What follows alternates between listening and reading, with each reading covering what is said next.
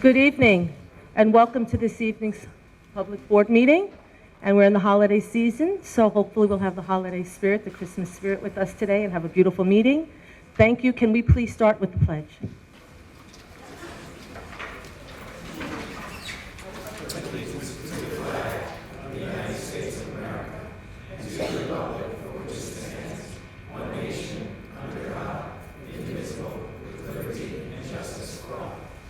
Thank you.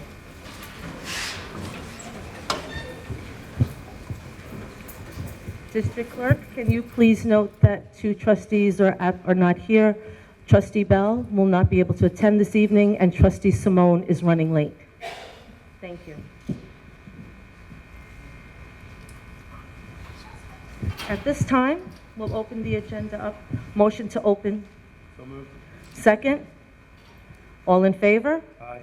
Thank you very much. At this moment, we will have resident comments on agenda items only. Agenda items only. Okay. Did I hear someone? Yes? Please come up, state your name.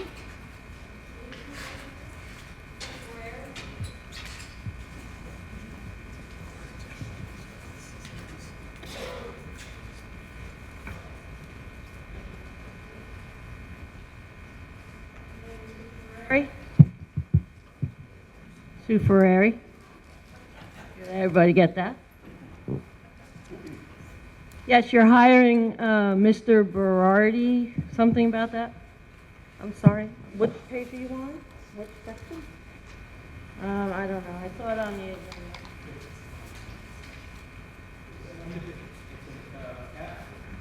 Page? Page? What page?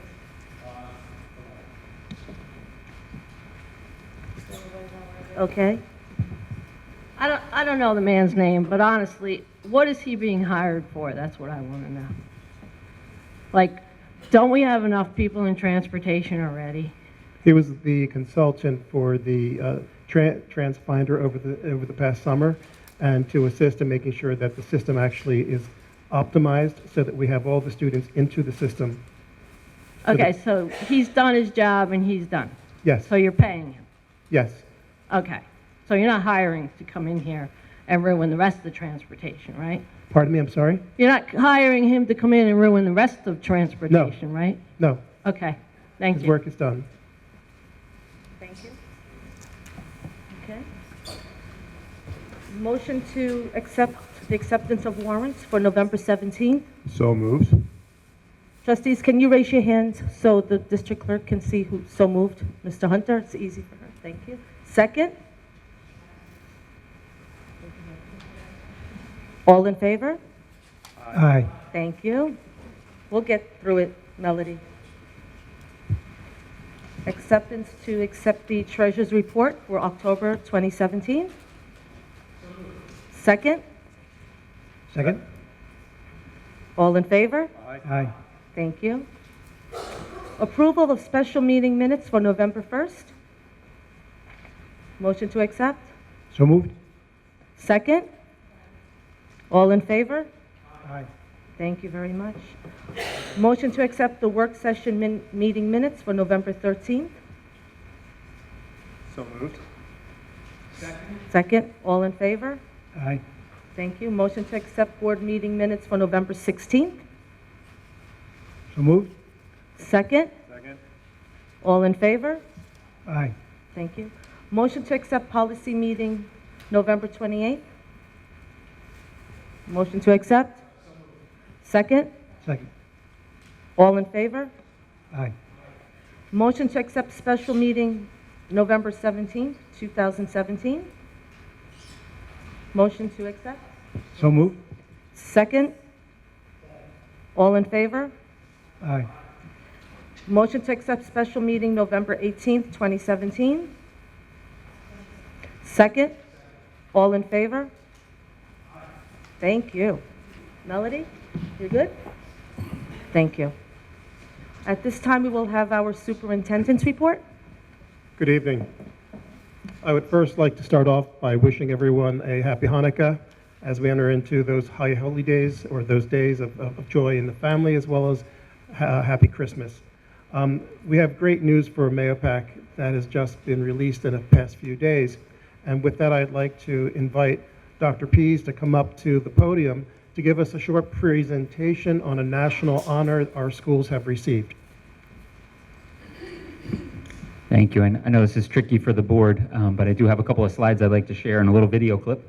And actually it's starring Mr. Duma. I'm glad he's here in the audience. I didn't know he was going to be here, but one of our yearbook advisors with Mrs. Donnelly is here, but we got Mr. Duma in the video clip as well. So I'm not sure if you guys want to slide off to the side or relocate around. We'll give you a minute to do that if you'd like to.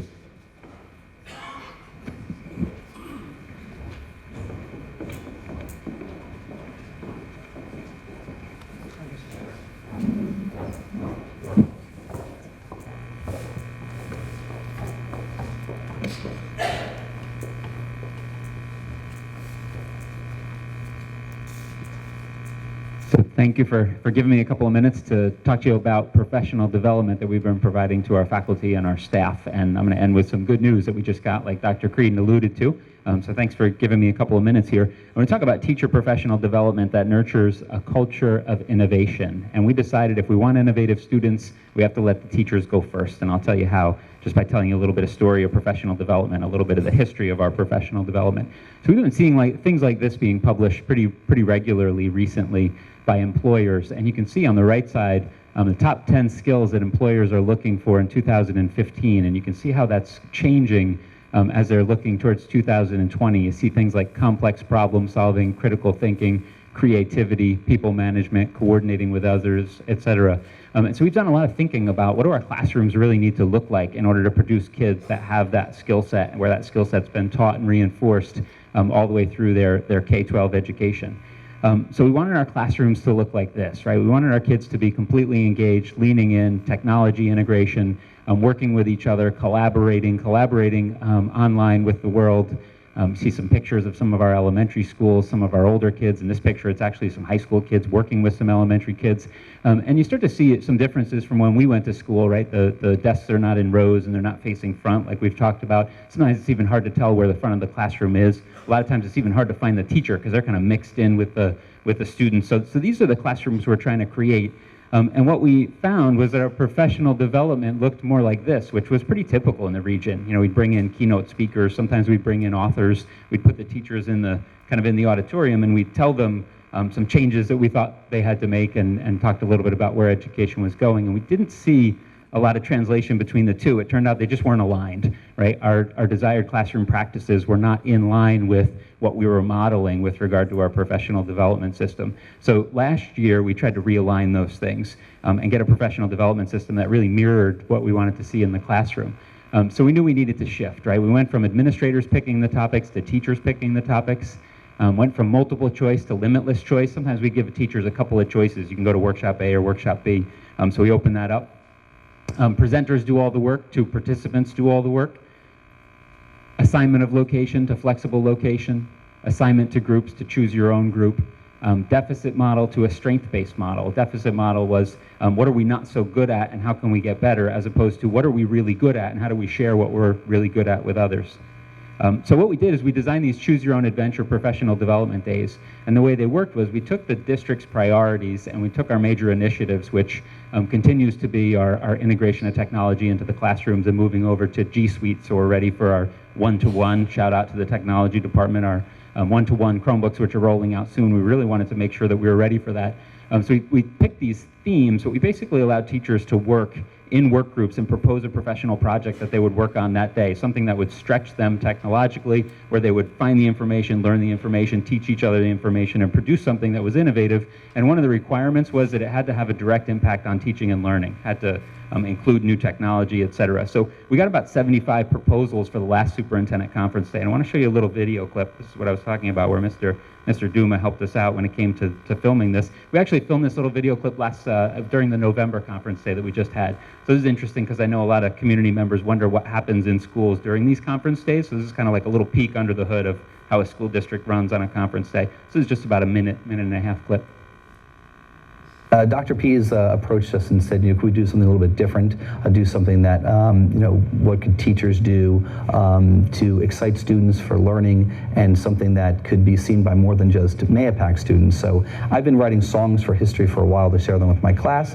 I usually take songs that are already written and I just change the lyrics. If you have lyrics, they're easier to remember if there's music behind it. So what I'd like to do today is we could take the songs we're doing today and again have another example of how a finished product, a professional product might look like. And hopefully we'll get students who also have interests in music and in recording and in singing to get them more involved in school and in history. Brits are everywhere, mate.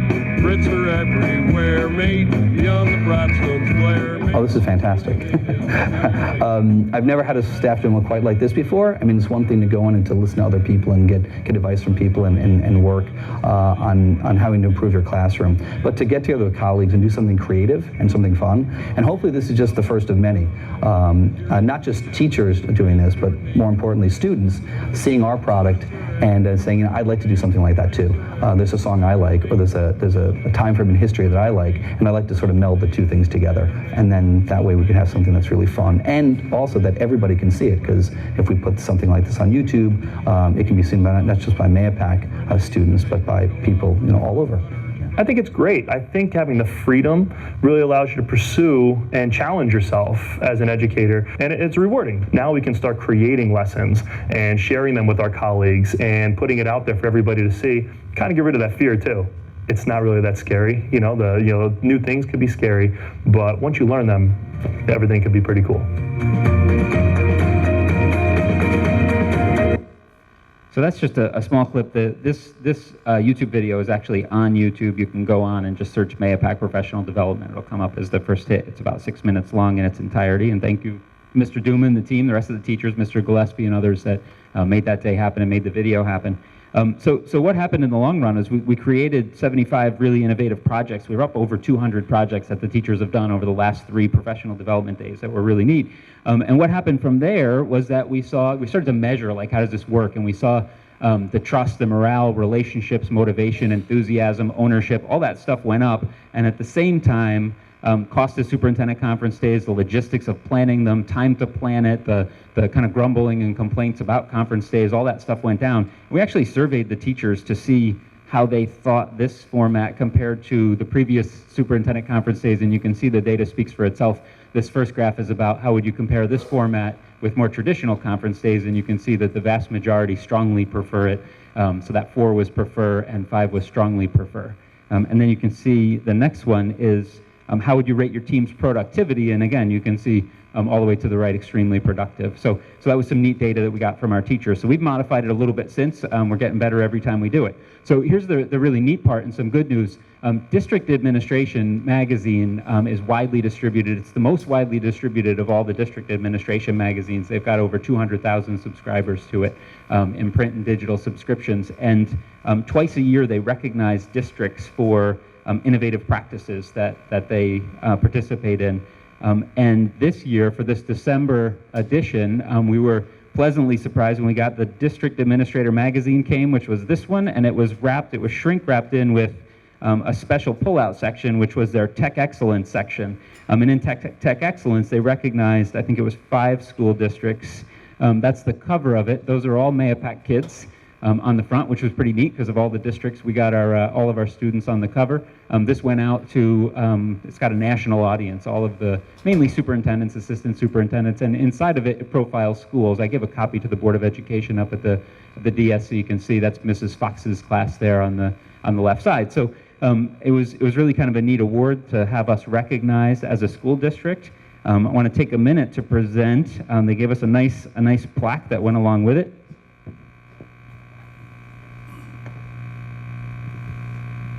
So if I could have President Mancuso and Superintendent Creedon, if you guys could come up for me.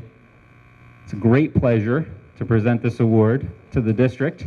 We're now a District of Tech Excellence from District Administrator Magazine. I hope we can display that up in district office.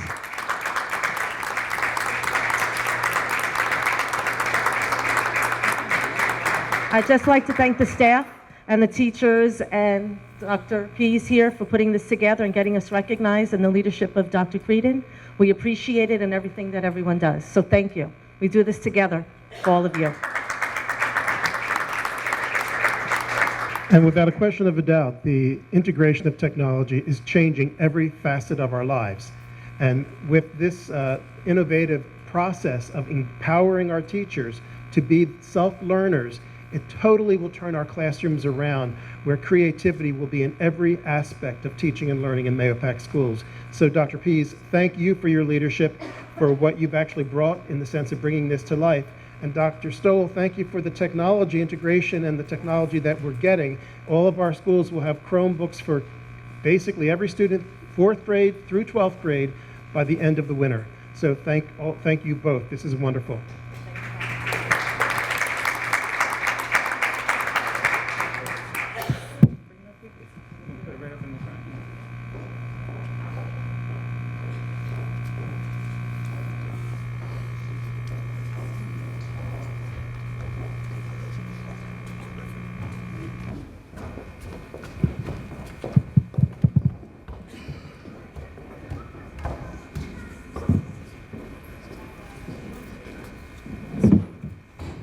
Feel free to zoom in on this at any time. Thank you so much. And thank you to the rest of the board members for helping, supporting our staff and our schools. Thank you so much. At this time, we will have our Board of Education Committee reports. So, Trustee Kazari, will you please begin? Do you have any reports? Good evening. Finance Committee met Thursday, December 7th. We reviewed a sampling of purchase orders, checking that the expenditures were followed with the policy of the district. We talked about the upcoming budget and the budget process. Mr. Clamser explained to us who he had met with and that they were on schedule. We'll meet again in January. I'm not sure of the date.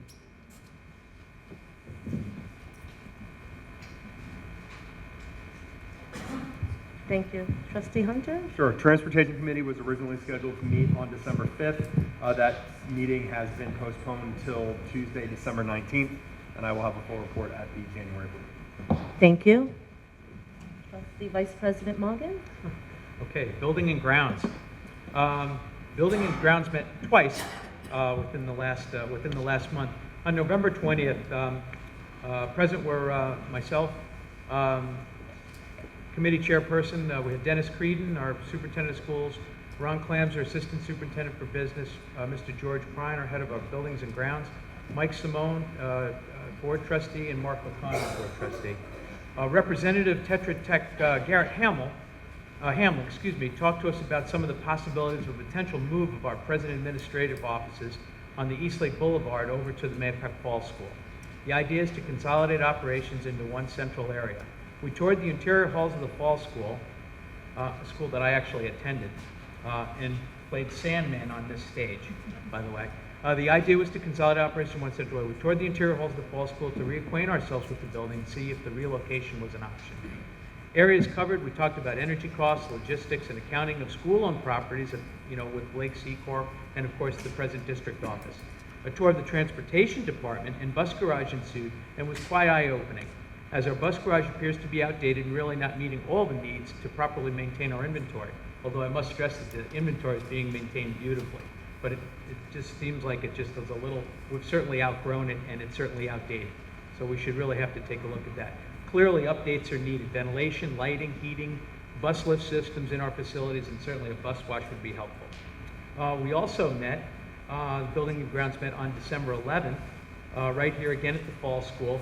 Myself, Dr. Creedon, Ron Clamser, Assistant Business, George Prine, Mike Simone, Mark O'Connor, we all met over here. This was a follow-up meeting from our meeting on the 20th, as representatives again from Tetra Tech provided us with a diagram showing some of the possible layout options for the district office relocation effort.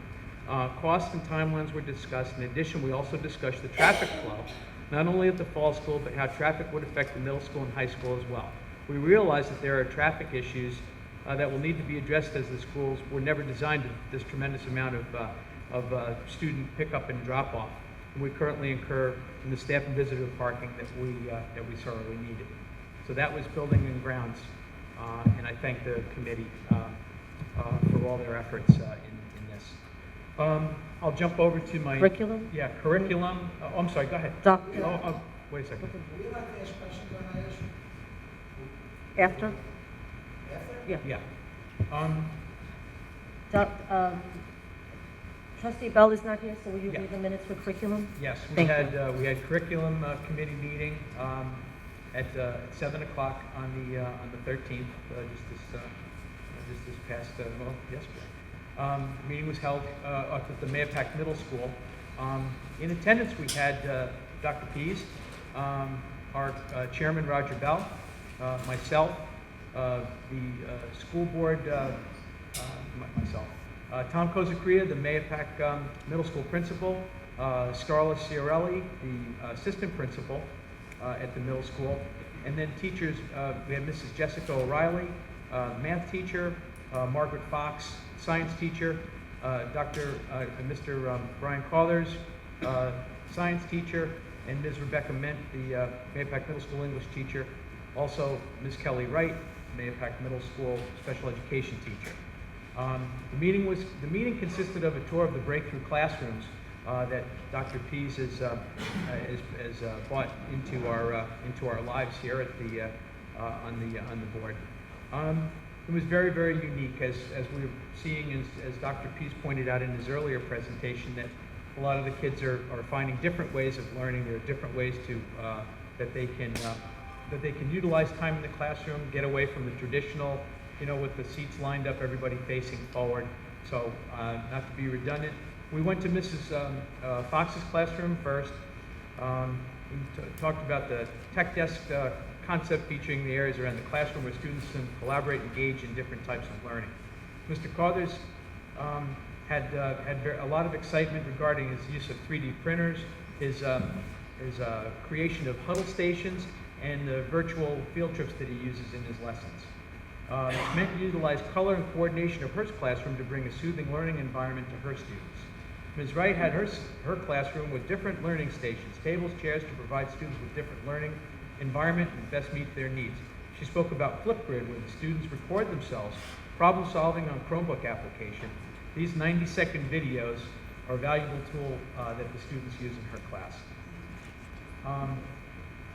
Mrs. O'Reilly was excited for breakthrough classrooms that, in addition to receiving different types of classroom furniture, she added a home touch to complete her vision. Like all other teachers, she is trying to find a balance with classroom lighting. That seemed to be like the common theme, was to get dimmers on the lights to see if we could lower the lighting.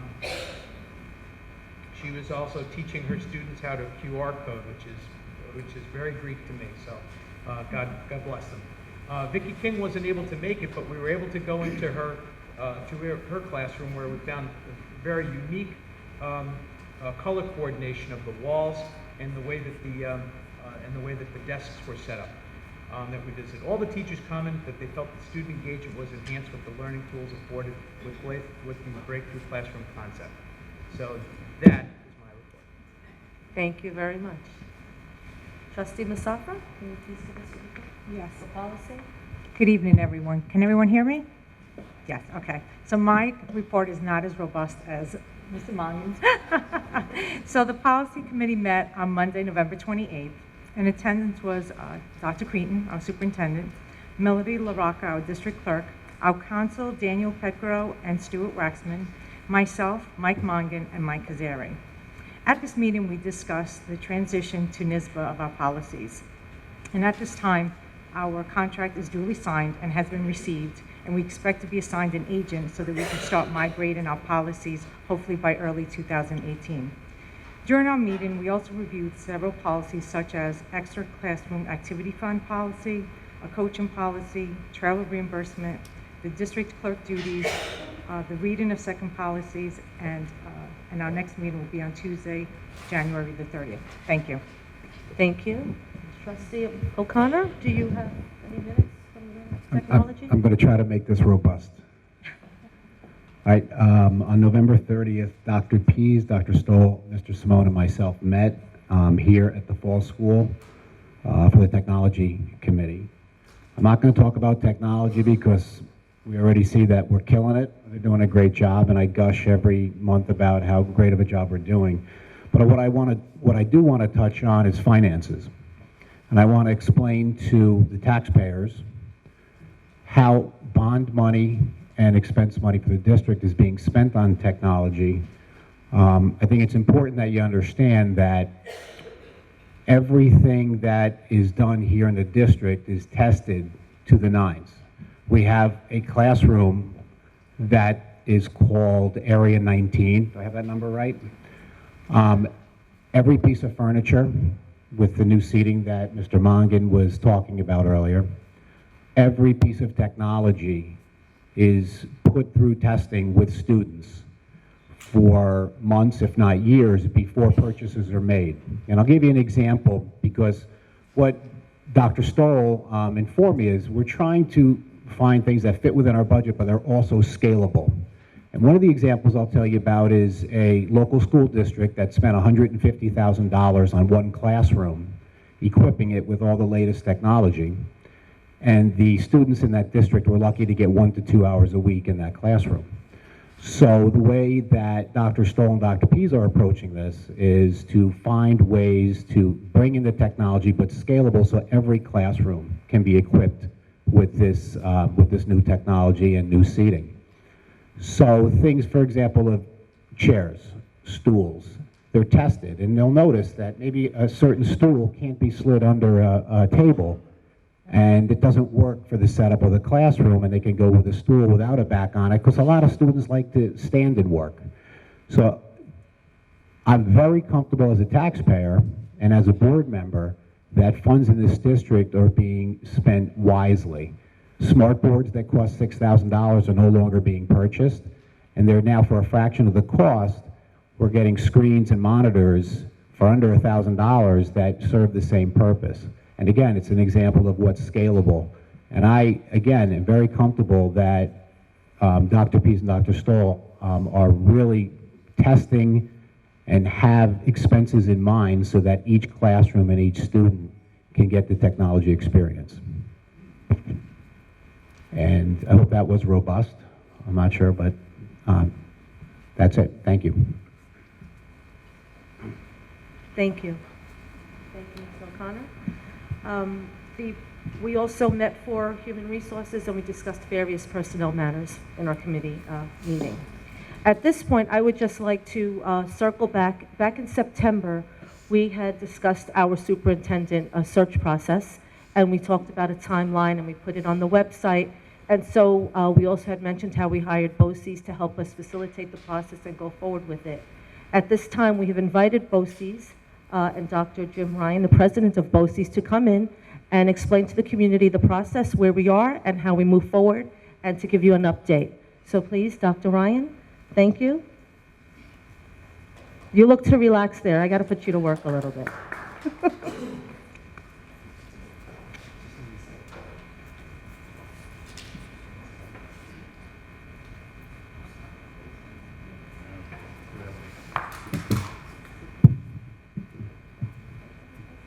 Put Adam's technology expertise to the test there. There we go. Thank you. Dr. Ryan, did I call you president of BOCES? Did I just give you a huge... A huge something. A huge boost in your career? I'm not going to say promotion, demotion, whatever it is. Let me begin by, first of all, thanking the Mahopac Board for having us here this evening. My name is Jim Ryan. I am the District Superintendent for Putnam Northern Westchester. And I report to the Commissioner of Education, and I am charged by the Commissioner to work with the 18 component school districts of Putnam Northern Westchester, of which Mahopac is one. I also have the great honor of being the Executive Officer of Putnam Northern Westchester BOCES, and I have with me here this evening two of the Assistant Superintendents for Putnam Northern Westchester BOCES, Dr. Lynn Allen, and Mr. John McCarthy. And in response to the board's request, we're here this evening to talk a little bit about the superintendent search process that we've been engaged with the board since the beginning of September.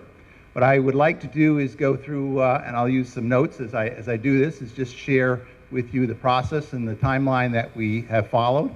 As Ms. Mancuso mentioned, the materials are on the website of the district, which I was so impressed by the manner in which they were developed collaboratively, but also placed so effectively and so visibly within the website of the district. So anyone could go to the site, look at the timeline, look at the materials associated with the process, the advertisements, the brochures, the letter from the board president announcing the search, and the kickoff to this was impressive in my opinion. The opportunity for us began when we met with the board on September 5th, and at that time we had the opportunity to discuss what the board's interests were and what we could provide in the way of a process.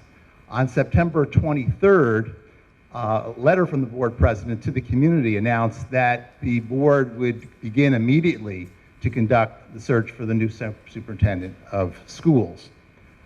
In conjunction with that announcement, we worked with the board to develop a recruitment brochure and an advertisement that really stressed the board's focus, and the focus was very impressive at that time. I felt that the board called for the seeking of a leader who was community-minded, forward-thinking, innovative, and inspirational. And in fact, the brochure that was developed, and this is on the website as well, but I will cite the brochure, and the contents of the brochure includes a candidate profile. And I'm not going to belabor the point, but the idea that the board was very clear on the qualities and characteristics that they were looking for as they looked to engage in this process. And I'll just be very brief, and I will highlight these. Experienced administrator with proven track record in strategic planning and developing systems. A leader who wants to become rooted in a wonderful community. I think that was at the core of the conversation that we had with the board, and the fact that they knew from previous conversations with this community over the past several years as they've engaged in efforts to recruit quality administrators, the fact that it was key to this board that it wanted to respond to the district's interest and the district's need and the community's need to have an individual who would come here and be rooted in this terrific community of Mahopac. Visible, effective communicator who listens to and respects the ideas of others and maintains an open, honest dialogue with staff, the board, parents, students, and community.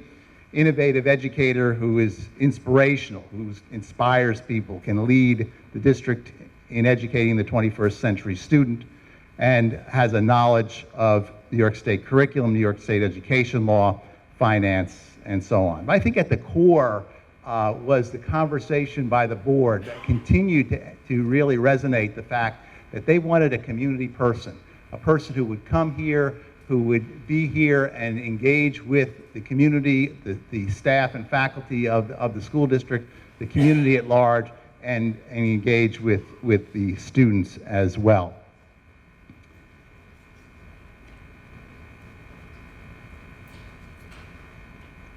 Just want to cut to the chase here in terms of some of the activities that we were involved in. We received a number of inquiries when we began this process. And again, brochure and announcement goes out at that time. Recruitment brochure and advertisement allowed us to secure 26 people who completed applications. And when I say completed applications, we had numerous inquiries. Many people asked about the district, came to see us, called us as a team. And in the end, we received 26 completed applications by the closing date of application, which was October 27. At that time, the 3 members of our team reviewed materials and conducted personal screening interviews with candidates. And on November 14th, I think an important date, we met with the Board of Education and present information on 10 candidates that we recommended for consideration by the board for further review. Further review means the invitation by the board of candidates to come here to the district and be interviewed by the Board of Education. On Friday, November 17 and Saturday, November 18, the board met with 7 candidates. From the 7, after these interviews, which I'm sure were pretty strenuous because they took the majority of Friday evening and well into the full day of Saturday, the 17th of 18th of November, 2 finalists were identified. 2 finalists rose to the top in the opinion of the board. Let me circle back. Because the conversation I had with the Board of Education, I think, is significant, because I want to make sure that people understand that by education law, it is the role, responsibility of the Board of Education to select the superintendent of schools. So the process that is developed and is followed by any Board of Education has at its core purpose the selection by the Board of Education. It's not something that can be delegated. It's not something that anyone who can express an interest in wanting to be involved. It is the sole responsibility of the board to make that selection. I think it's important to underscore that. So again, coming out of November 17 and 18, 2 individuals of 7 who were interviewed really surfaced to the top in the board's opinion. The following 10 days later or thereabouts, on Wednesday, November 29th, the 2 finalists returned to the school district. And at that time, they were interviewed by an interview committee as well as the Board of Education. The interview committee provided the Board of Education and the search team, Mr. McCarthy, Dr. Allen, and myself, with feedback about the candidates and about the people that they felt, or actually the 2 people that they met. And the feedback was very positive. And the board took that feedback and conducted their final interviews on that evening as well. And it went well into the evening of November 29. At the conclusion of the evening, it was evident to the board that one individual had surfaced as the candidate of choice, and that individual was unanimously identified by the Board of Education. The next step, December 7, was a site visitation to the finalist district, which was conducted by representatives of the Board of Education, and all previous sentiments regarding the finalist were validated. The board came away with that, with the idea that this individual in the individual's workplace was in fact the individual that they saw in the interview process, that they heard in feedback from the committee, that they saw in the review of the written materials provided by the candidate, and they identified that individual as the finalist to be identified and followed through on by the Board of Education. Hope that meets the requirement of the board. You asked me to come in and have a conversation with you about the process. We were very pleased to work with you on this.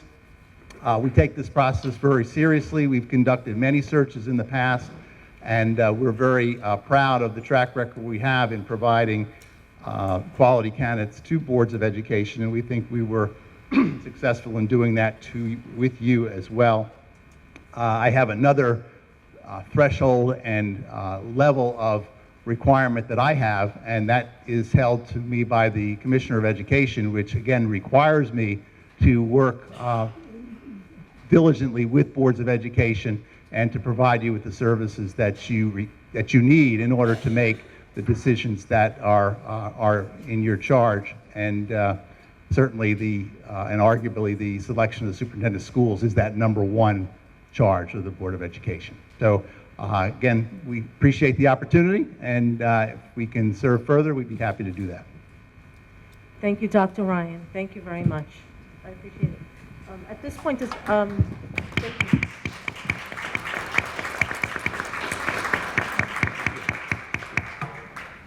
I'm not sure if anyone has any questions now, or we could wait for later.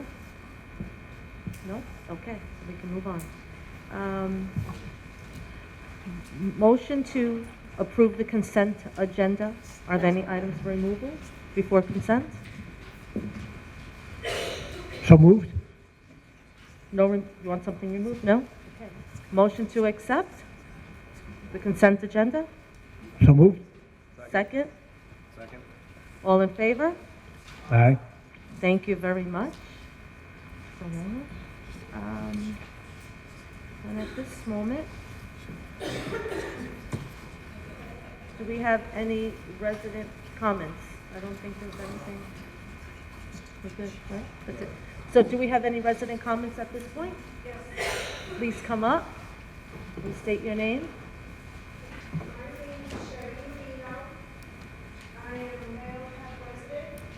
I'm sorry, just so you could sit up there, we could hear you. You sound pretty loud to me, but that might get something even better. My name is Sherry Marino. I am a Mayo Pac resident, as well as a former district employee. I was a substitute in transportation department for 8 months and was rehired as a permanent account clerk in transportation and told that this was a secure position. I have worked 33 years in an office environment, and I have never been treated so poorly as I was here in transportation on this 3-month probationary period. I was told on my probation review I had nothing to worry about and I was liked. I enjoyed working there despite that to me it felt like a hostile environment. I was a witness to what I believe was bullying, harassment, and intimidation. I also felt the same was done to me. I made my supervisor and the district aware of this, and so did many others. I addressed this issue in an email to the district stating that my supervisor was not addressing the situation, citing Anti-Bullying Code of Conduct 5300.26. 22 days after my good review and a day after my email was sent, I was fired under false pretenses, and then my job was eliminated. There is now 2 temporary employees working in the office. My fellow employees were upset and cried, and I was also upset. I felt like home there. My reputation was tarnished, and as a taxpayer, I feel our taxes are being used for unprofessionalism and lies, and how about lawyers' fees? I wanted to be here for my community and my fellow employees. This is why, Dr. Creedon, I would like to sit down with you and at least 3 board members. I think someone is abusing their power. Thank you. Thank you. Do we have any of the resident comments? Please know we do have a 3-minute rule. I think I got taken off. I should have said that, but I didn't. We're going to go back to the original reports in regards to the DO possibly moving over to the fall school. Is that possible? That's what you had mentioned? May I ask you where we're going? Oh, may I ask you where we're going? If they're moving the DO to the fall school, where we are located right now, is there anything in the plan to move us out of the fall school somewhere else? So we're staying there. Okay. So that's another rumor that's out there, that we were going into a trailer. Okay. Okay, no, I just want to, because when you went, I didn't believe the rumor, and I understand that, but when you started mentioning somebody coming in and taking diagrams and DO coming over, the rumors started generating in my head that it was actually happening, and somebody told me we were going into a trailer. So I just want to clarify that we're not going into a trailer. Since I've been here, Jim, I've repeatedly said Mayo Pac is rumor central. There are so many rumors that I have heard. Please don't believe rumors. No, like I said, I didn't believe the rumor until I heard the report about the DO coming over to the fall school. Okay. So thank you. Thank you. Thank you. Okay. Any other resident comments? No?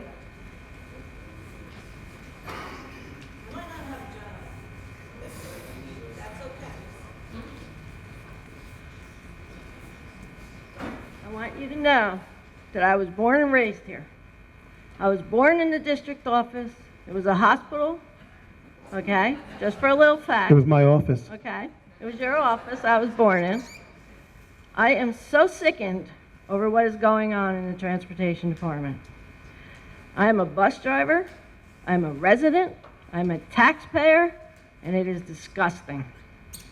And I mean, we're constantly lied to that this is not, that things are gonna be different, and they're not, and then it's disgusting, all right? I mean, I can't even begin to tell you how embarrassed I am to live in this town. And I raised my kids here, and it is just totally makes me sick. I'm sorry to hear that. Thank you. Do we have any resident comments? No? Okay.